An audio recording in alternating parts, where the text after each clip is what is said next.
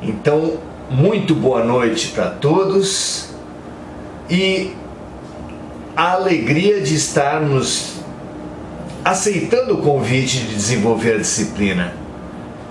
É muito bom termos essa consciência de que a vida convida sempre e que nos nossos melhores momentos nós aceitamos o convite da vida.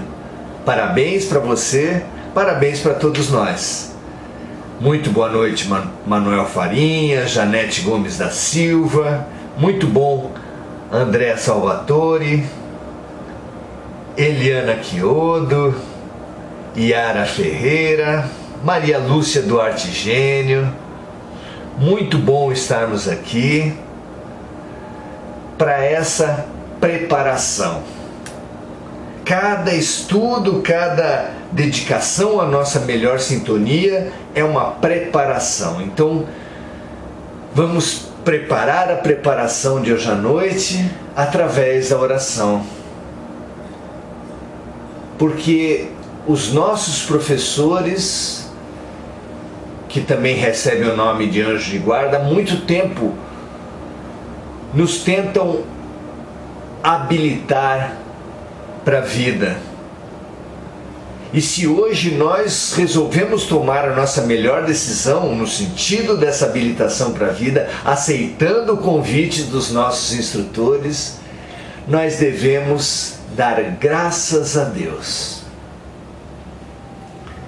Graças a Deus, na noite de hoje, nós conseguimos perceber a melhor atitude para o momento e graças à nossa própria lucidez também, estamos aqui reunidos.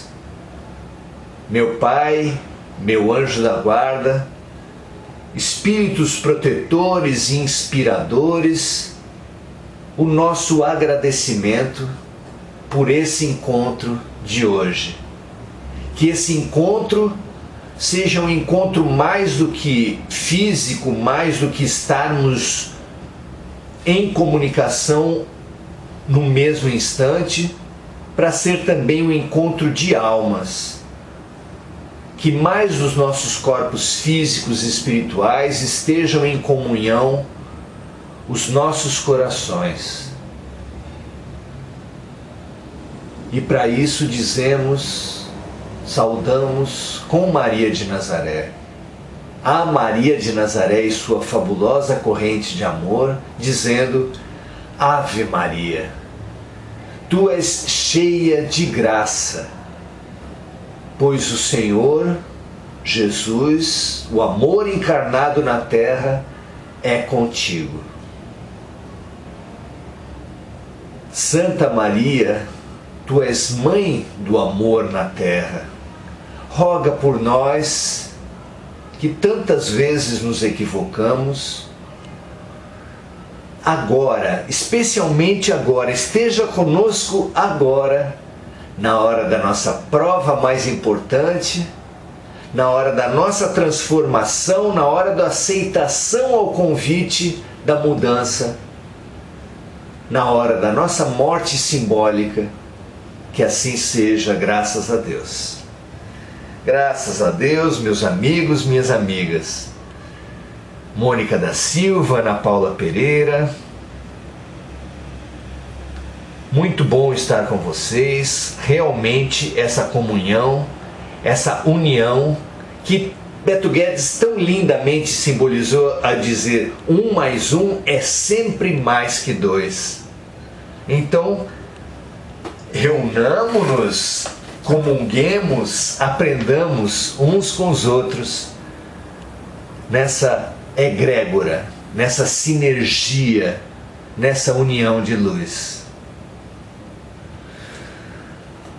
Nós sabemos, vocês já devem ter ouvido algumas vezes essa informação trazida pelos espíritos, de que nós vivemos uma transição planetária. O que quer dizer isso? Em rápidas palavras, não só os indivíduos, os espíritos evoluem, mas as coletividades, os planetas também evoluem. O primeiro e mais primitivo estágio de uma humanidade que se situa logo após a passagem daquela humanidade do reino animal para o reino hominal, é o de mundo primitivo. Não poderia deixar de ser. Mas tomadas as primeiras decisões desse estágio primitivo, a toda ação corresponde uma reação. A toda decisão corresponde uma consequência.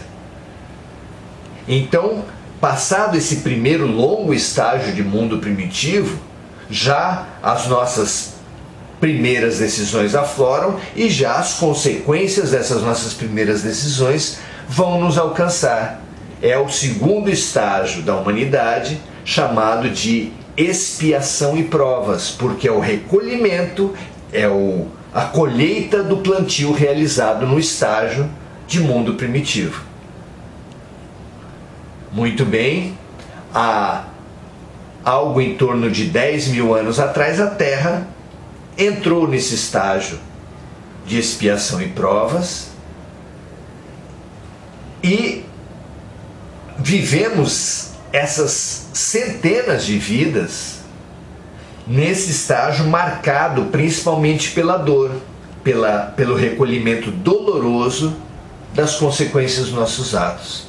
Depois de tantas vidas vivendo a dolorosa consequência, na forma de expiação, que são os erros que vêm do passado, para que nós possamos, sofrendo, vivendo a situação de outra forma, aprender com eles, e na forma das provas, que são as dores que nos abrem ao futuro, como as provas escolares, os concursos públicos, as provas vestibulares, que são dificuldades, desafios que nós enfrentamos para evoluir e para crescer.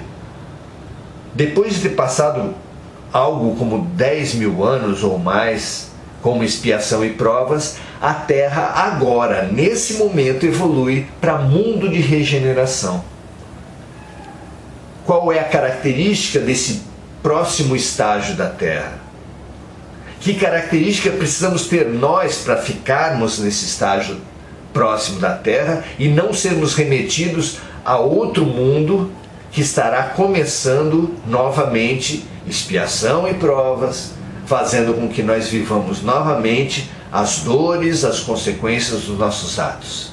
O que nós precisamos fazer para nos habilitar ao próximo estágio? O próximo estágio, mundo de regeneração, é caracterizado pela boa vontade. Só permanecerão na Terra os espíritos que tiverem clara, inequívoca, firme boa vontade para a sua autorregeneração e para trabalhar na regeneração do próximo e do planeta. Não se requer santidade ou angelitude para o próximo estágio. Se isso fosse requerido, não ficaria ninguém.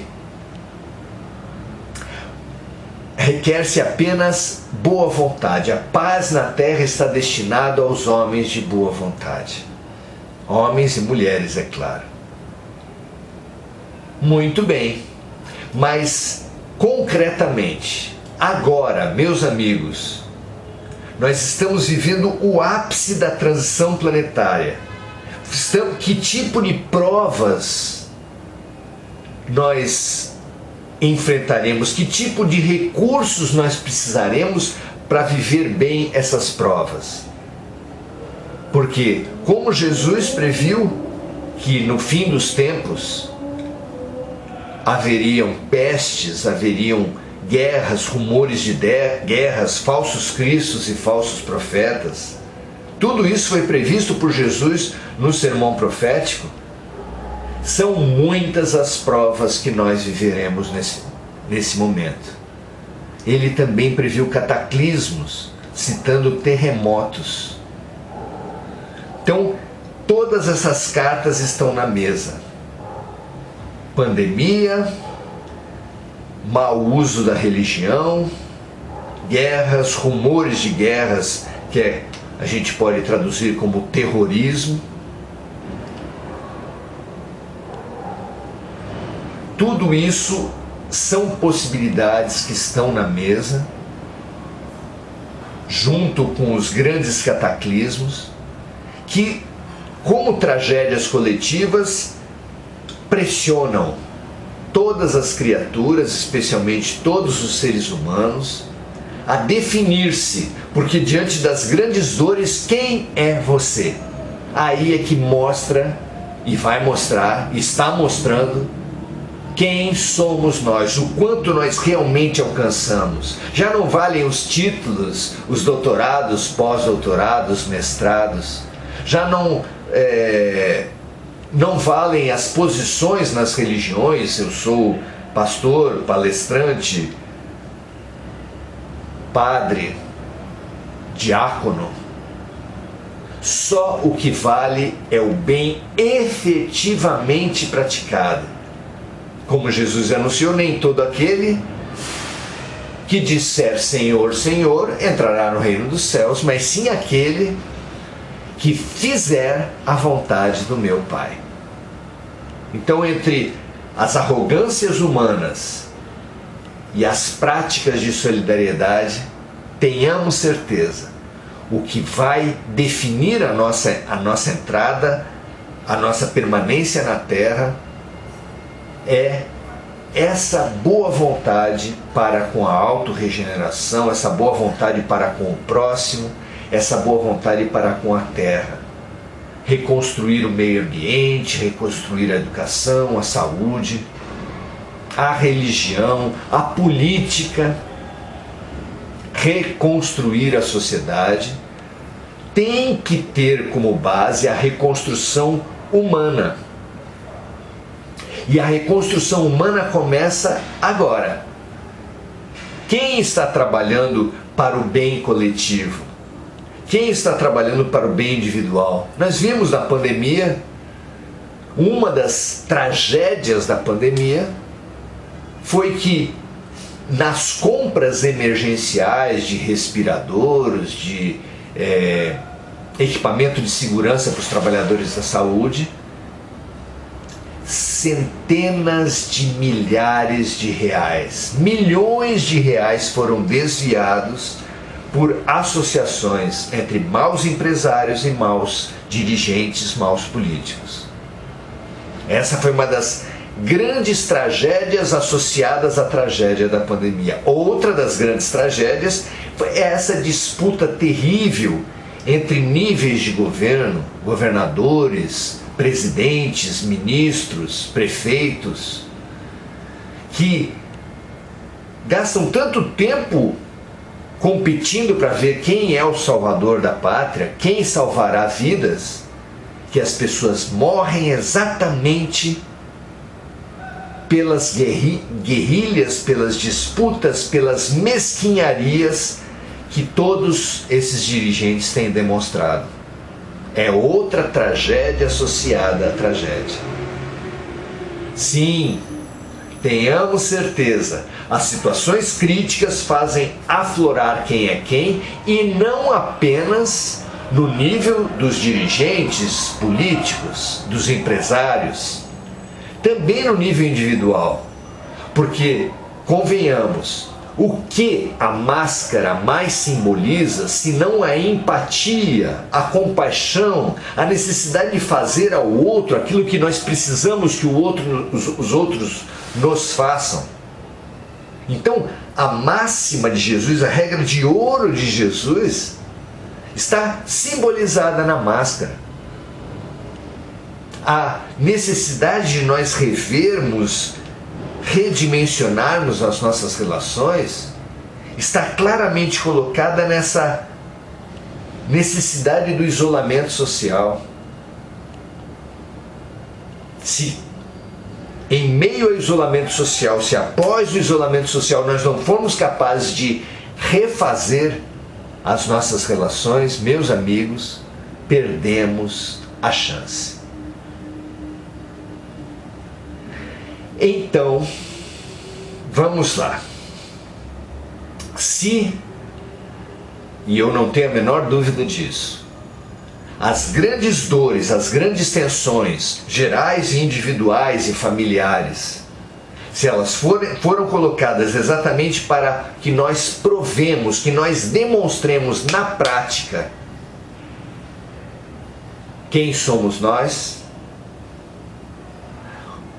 é claro que para tomarmos boas decisões, uma ferramenta é fundamental. Qual é a coisa mais importante para aquele, ou seja, para nós, que nesse momento precisamos tomar tantas decisões, as decisões mais importantes das nossas vidas? Meus amigos, é claro que o que determina uma boa decisão ou uma decisão equivocada é clareza ética. São valores, lucidez nos valores morais. Lucidez nos valores morais. Quem tiver mais lucidez ética vai tomar melhores decisões, e quem tomar melhores decisões vai poder permanecer na Terra. É simples assim. Você não entende assim também? Quem na pandemia demonstrou ter como valores o bem coletivo, o bem geral? Quem pensou em tirar vantagem, que é o bem exclusivo, que é o bem egoísta, que é o bem antiético? Isso foi a vivência de 2020. E 2021, a pressão vai continuar. A revelação dos Espíritos é que teremos novos eventos e novas dores coletivas. Alguém pode pensar, puxa, novas dores? Sim, mas essas novas dores são novas chances. Mesmo daqueles que se equivocaram, se reformularem para revalorizarem o que é bom, o que é certo, o que é justo. E para essa reprogramação ética nossa, nós trouxemos, foi o que nós vimos nos ser ensinado nessa passagem preciosa dos Evangelhos, que nos falam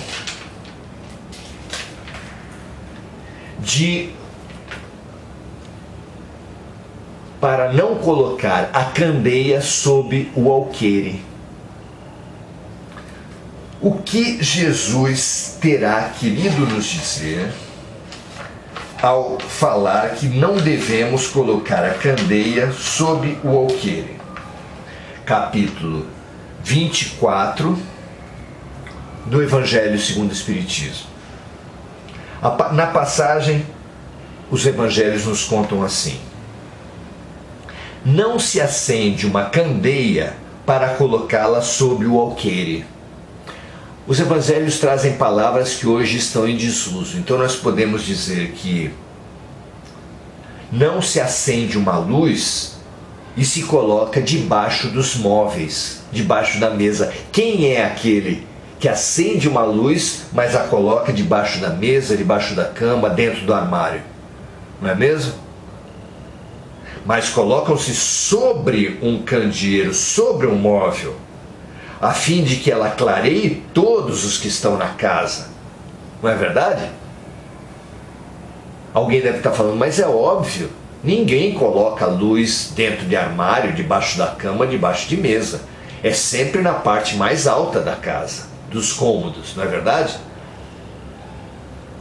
Não há ninguém que, continuam os evangelhos, depois de ter acendido uma candeia, a cubra com um vaso ou a coloque sob a cama, mas a põe sobre um candeeiro, sobre um móvel alto, a fim de que aqueles que entrem vejam a luz, porque não há nada de secreto que não deva ser descoberto, nem nada de oculto que não deva ser conhecido e manifestar-se publicamente.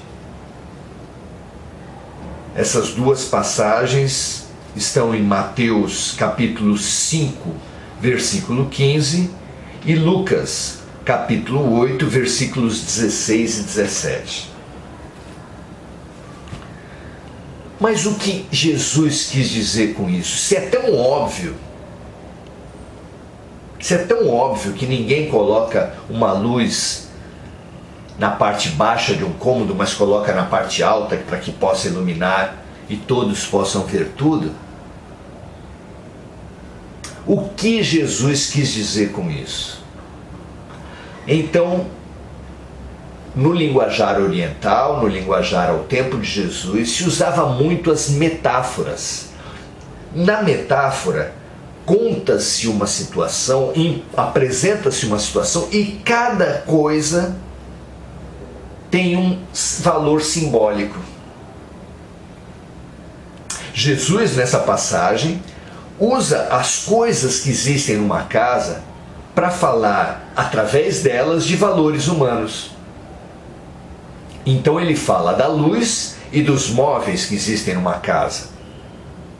O que uma mesa simboliza numa casa? O lugar da alimentação, por exemplo. O que o armário representa numa casa? O lugar onde a gente coloca as roupas. Ele pode simbolizar a estética, os cuidados com a aparência.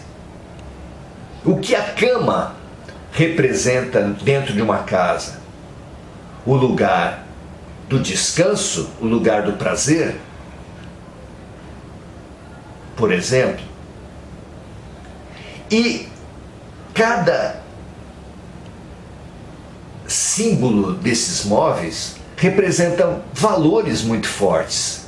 Você não concorda que uma das coisas que mais mobilizam o ser humano é a alimentação? É a busca pela comida? Claro que sim. Você não concorda que a questão estética é um imenso valor na nossa sociedade? É óbvio que sim, nós estamos em tempos em que as pessoas morrem na intenção de ficar bonitas. E a cama como terceiro símbolo, não é importante o descanso para as pessoas? Não é importante o sexo na nossa sociedade? São conjuntos de valores. E para aquela nossa necessária e urgente clareza de valores, é um momento, amigos e minhas amigas, para nós usarmos esses símbolos, essas comparações,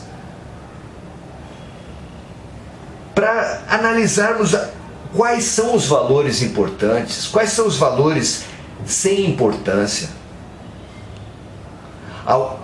Os leitores, os religiosos mais apressados podem falar: a questão estética não tem valor nenhum. A questão da alimentação é matéria muito relativa. A questão do sexo e do descanso, então, nenhuma importância tem. Não foi o que Jesus nos disse. Não foi o que Jesus nos disse. Ele não falou, não orientou a ninguém que tirasse de suas casas as mesas, os armários ou as camas. Ele falou apenas que nós cuidemos sempre de colocar a luz acima de tudo. Olha que coisa importante para a nossa claridade, para a nossa clareza, para o nosso discernimento ético. Então não há nada que nós façamos dentro de uma casa que seja por si pecaminoso, abominável, como a nossa cultura religiosa tem alimentado. Não há nenhum mal em buscarmos boa alimentação, em buscarmos inclusive o gosto dos alimentos. Não há pecado nisso. Não há pecado nem mesmo em buscarmos o bom cuidado e a boa aparência. Nenhum pecado há nisso. Nem mesmo no descanso e no sexo. Alguém ainda acha que há erros irremediáveis, há erros intrínsecos no sexo, na alimentação, na estética? Claro que não. A beleza é da vida. A manutenção e o sabor é da vida. O prazer e o descanso são da vida. Mas eles não são um fim em si mesmos, como nós temos praticado, como nós temos vivido. Não são os maiores valores da vida. Porque esses três, por exemplo, simbolizam claramente praticamente tudo o que o ser humano busca. A estética, a subsistência, o prazer. Praticamente não existe mais nada. O mundo só se reparte entre quem vive mais para a estética, mais para o estômago, mais para o sexo. Porque somos todos idólatras, fanáticos por esses valores. Esses valores agem exclusivamente em nossas vidas. O que é agir exclusivamente? É que eles têm sido o centro das nossas vidas, excluindo quaisquer outros. Aqui hoje, Jesus nos diz para colocar a candeia acima dos móveis.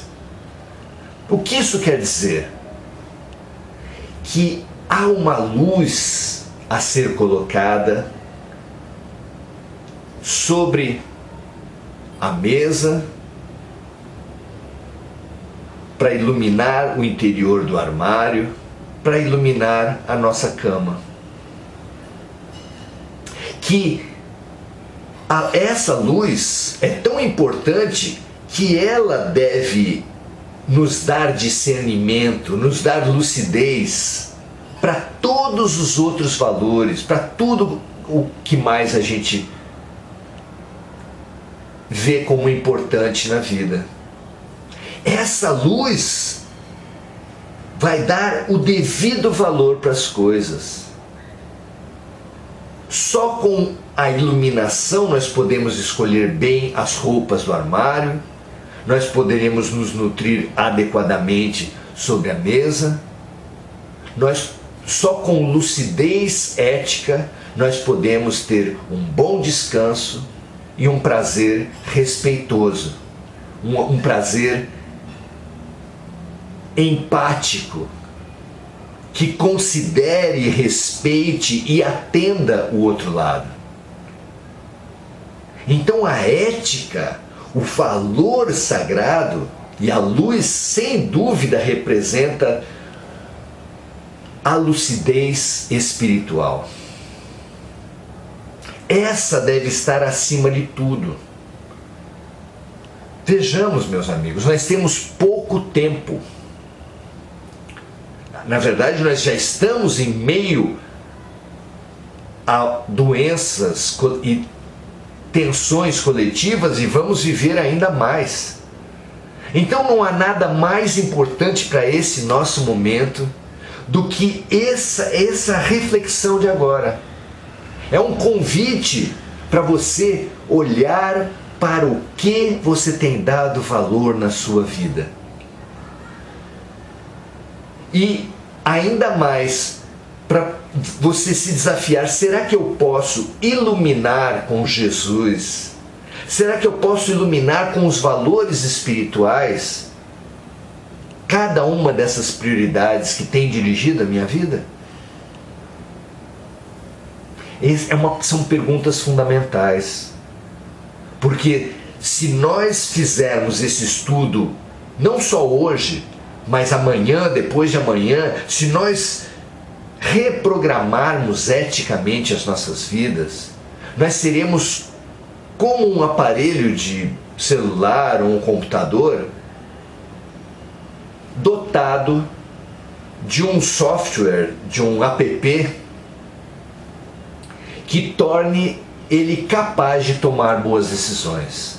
O software, o app que vai nos tornar capazes de tomar boas decisões. É exatamente essa lucidez ética. Então não há nada mais importante. Tudo a nossa vida, tudo à nossa volta deve ser iluminado por clareza ética. Assim como a empatia e a compaixão deve fazer parte da nossa alimentação, para nós não desperdiçarmos alimentos, para nós endereçarmos parte do nosso orçamento para alimentos, para comprar alimentos para aqueles que não estão tendo como se alimentar. Assim como a lucidez ética deve iluminar o nosso armário para revermos dentro dele tudo que não seja realmente necessário para nós, podendo redirecionar aquilo que não está sendo utilizado para outras pessoas que também não estão tendo condições de adquirir vestuário adequado. Se nós revirmos o nosso momento de lazer, o nosso momento de prazer, para nos questionarmos, será que eu estou fazendo do meu lazer e do meu prazer um exercício de consideração ao universo do outro? Se nós fizermos isso a partir de agora, nós estaremos nos reprogramando, nós estaremos tomando a decisão mais lúcida a ser tomada nesse momento, que é preparando a ferramenta fundamental que nós usaremos na regeneração nossa e do mundo, iluminando tudo que parecia absoluto, tudo que parecia mais importante nas nossas vidas, com os valores do Espírito. E que valores são esses? Jesus não deixa dúvidas. O valor do Espírito por excelência, o mandamento maior das nossas vidas, o sentido de nós estarmos vivendo é aprendermos a amar. Então, tudo que você fizer e que tiver no sentido do amor, da solidariedade, da fraternidade, da compaixão, da empatia, tudo isso será valor lúcido, valor máximo. Tudo isso será clareza ética. E tudo que puder ser aprimorado nesse sentido irá nos elucidar, nos conscientizar, nos aprimorar para as boas decisões. Que nós aceitemos o convite que nos foi feito hoje. Não apenas pelos nossos espíritos familiares que nos lembraram de fazer esse encontro de hoje. Não apenas para os nossos anjos de guarda que procuraram abrir nossos olhos e abrir nossos ouvidos para captar as decisões e os ensinamentos de hoje. Mas que nós agradeçamos a Jesus, que nos concedeu a graça de percebermos a importância dos valores e a urgência de nós, de posse dos valores mais altos da terra, aqueles ensinados por Ele no Evangelho, colocarmos esses valores sobre tudo nas nossas vidas, amando a Deus sobre todas as coisas. Essa é a luz. Deus deve estar em que posição nas nossas vidas? O amor, porque Deus é amor, deve estar em que posição nas nossas vidas? Sobre tudo. A luz deve estar sobre todos os móveis, porque assim os móveis terão cor e nos darão condições de bem utilizá-los. De novo, a alimentação, a estética, o descanso, o prazer, para o nosso aprimoramento ao amor. Então, meu amigo, minha amiga, o convite de hoje é esse. Reveja pela ótica do amor todos os seus valores. E assim, cada decisão que você for tomar vai ter claramente esse padrão, esse valor, esse sentido máximo da vida ensinado por Jesus, que é amar a Deus sobre todas as coisas, que é amar o próximo como amamos a nós mesmos. Que assim seja, reprogramemo-nos urgentemente, graças a Deus. Vamos agora então às nossas perguntas, às colocações que uns sempre têm a ensinar para os outros. E antes de ler essas contribuições, esses aprendizados que nós tão gostosamente temos a recolher uns dos outros, a gente estimula vocês aos nossos livros, lembrando que esse livro de mensagens curtas que nos podem ajudar a pensar sobre a lição de cada dia, que esse livro Prudente a Saúde segundo Jesus, que pega passagens do Evangelho de Lucas e pensa em reflexões curtas e que pode ser usado no fabuloso exercício do Evangelho no Lar, e esse Saulo e Paulo, que pensa a reforma interior, a reforma íntima, a transformação interior a partir da vida fabulosa de Saulo e Paulo, lembrando então que todos esses livros têm a sua destinação líquida para obras sociais como a Fraternidade Sem Fronteiras, que é um trabalho que merece o nosso conhecimento, que a gente tem o maior orgulho de participar. Conheça, se for o caso, adquira nossos livros. Você pode ganhar disciplinas para refletir de mais alto sobre o seu dia, para fazer o Evangelho no Lar, que é a faxina espiritual da casa e para a família, e trabalhar a sua transformação interior, porque é para isso, para nós nos melhorarmos, que tudo acontece à nossa volta. Então, fica o nosso convite. Se você tiver vontade de conhecer algum desses livros, de perguntar alguma coisa ou de adquiri-los, entre em contato pelo MSN no Facebook, fale com a gente e a gente vai ver um jeito desse livro chegar até você, tá bom? Muito bem, vamos ver então as colocações que cada amigo nos traz a respeito desse tema tão importante da noite de hoje, que é essa reprogramação ética para o amor. Tem algo mais importante? Você consegue pensar algum tema mais importante espiritualmente do que a reprogramação interior, ética para o amor? Eu, pelo menos, acho que esse é o tema da vida. Maria Lúcia Duarte Gênio, lembrando de amigos que estão precisando, que estão necessitando dessa força, dessa luz espiritual.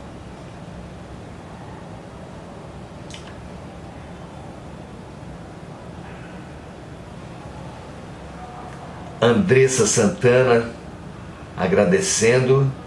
Mônica da Silva lembrando de diversos amigos que também precisam do nosso apoio, a todos eles e a todos aqueles que estão no pensamento e no coração de cada um, que nós imaginemos a luz, na forma daquela passagem do Pai Nosso em que a gente pede que seja feita a vontade de Deus, assim na terra como no céu, que nós imaginemos essa vontade de Deus como um grande cobertor de luz a acolher toda a humanidade da terra e do mundo espiritual, assim na terra como no céu, não é? A todos os necessitados. Ana Paula Pereira também lembra de muitos amigos.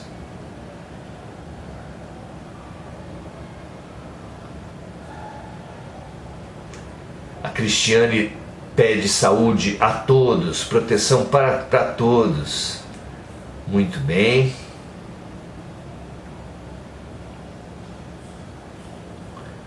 Ana Isabel também. Estender essa luz, esse manto de amor para todos os seres da Terra. Muito bom que a gente esteja juntos aqui. A Andréa Salvatore fala, tudo tem que ter um equilíbrio. Essa é uma das ideias, o equilíbrio, mais preciosas. Lá no berço da filosofia, 500 anos antes de Cristo, no oráculo de Delfos, que era o centro espiritualista de referência da Grécia Antiga, uma das frases propostas para nortear todo o conjunto de valores humanos é nada em excesso. Nada em excesso é uma outra forma de defender o caminho do meio dos budistas, e esse tudo tem que ter equilíbrio proposto aqui pela Andréa Salvatore. Que a gente perceba os extremos em cada situação, os radicalismos, os fanatismos, e deixemos tanto uns quanto outros em busca do equilíbrio, do caminho do meio, do nada em excesso. Muito legal, muito boa a sua lembrança, Andréa. Eliana Chiodo, os valores que não têm preço ficam abaixo dessa luz para podermos exercer nosso papel solidário, nosso papel amoroso. Olha só, tudo que é material precisa ser iluminado com o espiritual. Tudo que tem preço precisa ser iluminado pelo que não tem preço, nos diz a Eliana aqui. São toques que a vida trouxe para cada um e que nós aqui trocamos os toques uns para os outros, nos fortalecendo, nos elucidando. Muito legal, Eliana. Augusto Andrade, Miriam Elizabeth Coelho, Maria José Sobral, Janete Gomes da Silva, Rosimeire também pede vibração para uma pessoa, e a Maria Lúcia Duarte, gênio, nos fala, naquela mesma linha da Andréia, do que a gente falou antes, precisamos de tudo sem exageros. Precisamos nos preocupar, precisamos de participação política sem exageros, precisamos de participação religiosa sem exageros, porque tudo que é dos homens é imperfeito. Tanto a sua linha política quanto a linha política adversária tem excessos, tem exageros. Tanto a sua religião quanto as outras religiões têm exagerados, têm fanáticos, têm pessoas auto-obcecadas. Porque as instituições humanas dão muita margem para ser egoísmos coletivos. E nós precisamos ter muita lucidez para não afundarmos nesses egoísmos coletivos, não é? Quantas famílias, casamentos, amizades estão sofrendo por causa dos excessos e dos fanatismos, não é? Não sejamos nós. Assim seja. Muito legal a sua colocação, Maria Lúcia. Augusto Andrade nos lembra dos ideais da Revolução Francesa: liberdade, igualdade e fraternidade. Como disse Paulo, na passagem mais luminosa do Novo Testamento, tudo é muito importante. No caso, esperança, fé e amor. Mas, entre as três, a mais importante é o amor. Então, lutemos pela liberdade do ser. que Deus nos deu. Deus nos ama em liberdade, é um valor central na vida. Lembremos a igualdade também, não façamos diferença entre as pessoas por serem umas negras, outras brancas, umas ricas, outras pobres, umas homens, outras mulheres, umas homossexuais, outras heterossexuais. Tratemos todos igualmente, vejamos todos como filhos de Deus, espíritos, momentaneamente vestidos com uma roupa ou com outra, mas espíritos. Aceitamos, vejamos a igualdade de todas as pessoas, de todos os seres, membros todos de uma mesma família, filhos de um mesmo Pai. Por que fazer diferença entre as pessoas se Deus não faz diferença entre as criaturas? Então, liberdade e igualdade são dois valores centrais. Mas Deus é amor. E fraternidade é um dos caminhos para o amor, como a caridade, como a empatia, como a compaixão, como a solidariedade. Tenhamos essa certeza de que precisamos nos abastecer desses grandes e generosos valores, sem a deturpação, porque a própria Revolução Francesa, que trouxe esses ideais em nome da igualdade, da liberdade e da fraternidade, decapitou, fez terror, perseguiu. Não é mesmo? Em nome de Jesus já se fez guerra, tortura, inquisição, perseguição, queimou-se livros, perseguiu-se a própria ciência.